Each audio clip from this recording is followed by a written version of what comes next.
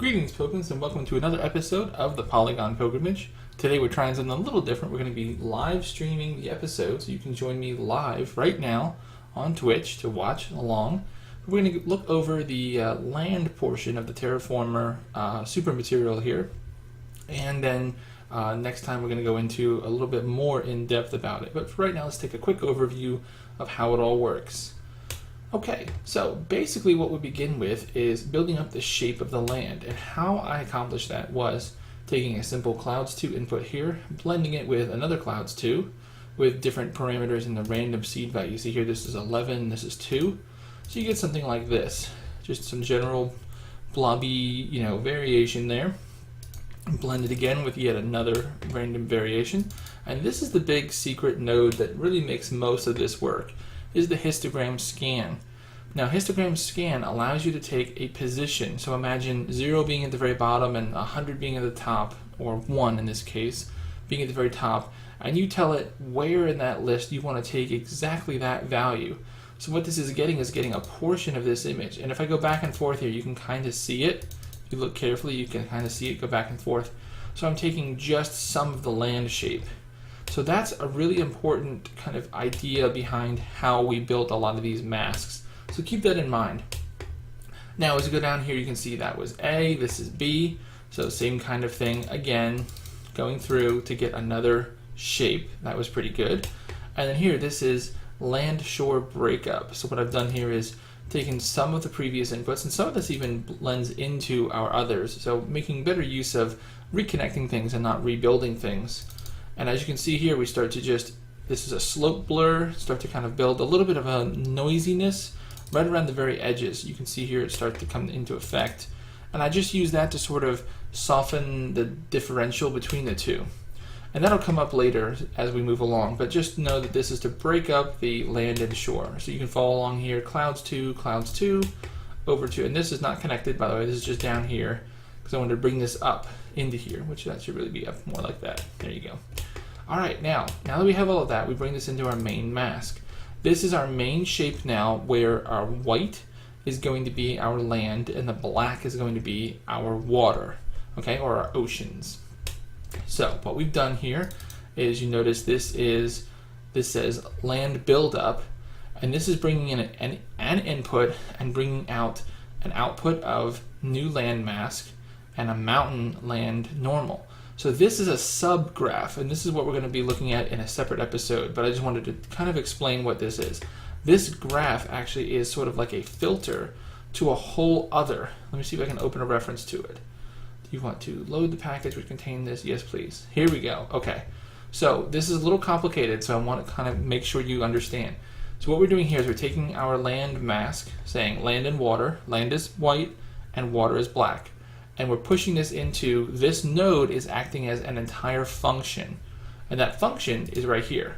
So we bring in the original mask right here, that's our input. And then what it pushes out, see, we have two outputs. We have an output here for a new land mask because we make changes to it, and a normal map output. So again, I'm going to pop back here.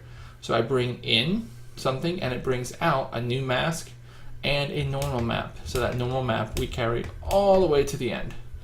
Okay, good. So in a separate episode, we are going to be looking at exactly this and how all this works and how we did all of this. But just know for now, this is the function. So all of this is happening in this one node. All right, so now we take our mask and we pump it through here, and this gives us a new mask.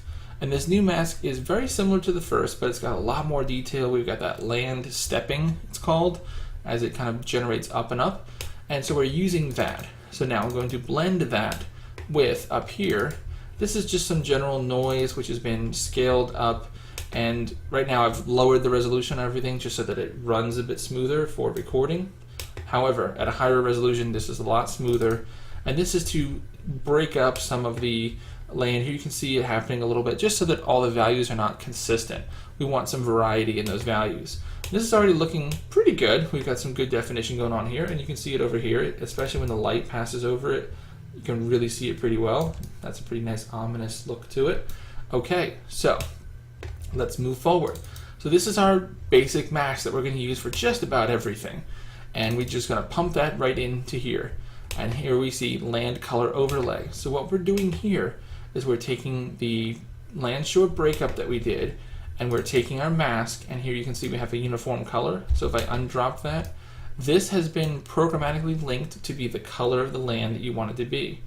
And now all of these other things are like a histogram scan to take the new output. So what this is taking our new mask here and just saying, because we've made some changes to the shoreline, because we've kind of made a little bit of noise to it, we need, again, a new mask from that, which is just a black and white. So that black and white is getting fed in here into the opacity.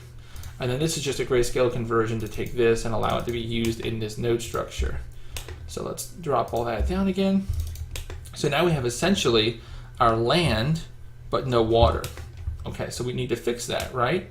So let's go down here to the water, take a moment and look, because you can see here that this output comes down to the water, and the water all gets calculated and built up here, and then the water gets brought back in here. So let's figure out what that's doing. Now I'm going to bring this down a little bit so you can see this a bit better to understand exactly what's happening here. This guy, let me zoom in on him again. This guy is doing that land shore breakup we talked about earlier. So down here, the land shore breakup. What he's doing here is making a little bit of a noise here, which is an opacity noise. So it's between black and white, and what that's doing is allowing us to sort of feather, that's a good word for it, feather the land down into the water, so that in the middle here where there's nothing, that's going to be pure deep ocean. But right when it reaches the shore, we want a little bit of that slope where you could kind of walk on the beach, that sort of thing. So that's what this is allowing us to do. All right, perfect. So let's go down here into the water. So the water is, again, another one that's going to be a multi-episode one because there's so much to this.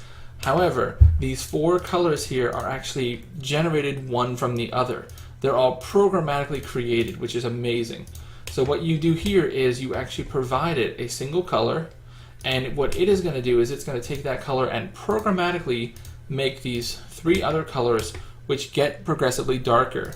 And the reason for that is, as we generate through this node here, this function, it's going to get closer to the center of like an ocean mass, and what that will do is that will allow it to take that color and darken that color and darken it to create more of a realistic function. So I'm going to do the open reference here, say yes. So this is that function, and again, we'll look at this at a separate time, but this is the function which generates the darker colors and the progressive shorelines. But for now, just know that essentially what it's doing is generating those water areas for us. And we'll go over that at a separate time, and I'm going to clean it up and make it a lot more easily understood, a lot of these sort of tags and everything, so we can really understand together what's going on. So essentially we're taking these four colors and passing it through this node and saying generate for me the ocean. And that goes all the way down here to the end. Now, what are we doing in here? This is our water buildup, our ocean waves buildup. So very simply, I took a dirt one and started warping it based upon the liquid node, which is pretty cool, and then blurring with a grayscale. And as we transform it to say, let's scale it back a bit, I'm going to add even more just kind of differential in here. We're making other liquids and distorting them in different ways. This one is a transform where I moved it and scaled it a bit, overlaying those back and forth, and we're starting to get kind of this oceany kind of flow to everything, which is perfect. Now this guy is, an invert grayscale, yes. I think we broke something when I deleted things in order to show this to you, but that's okay. So as we take our warp now here, we have to do a couple things with it. One is we need to do a normal map generation, and two, we need to take this and we also need to work into it some variations in color, because I didn't want the water to be all one color with just a pattern that it's going over. That just doesn't work for me.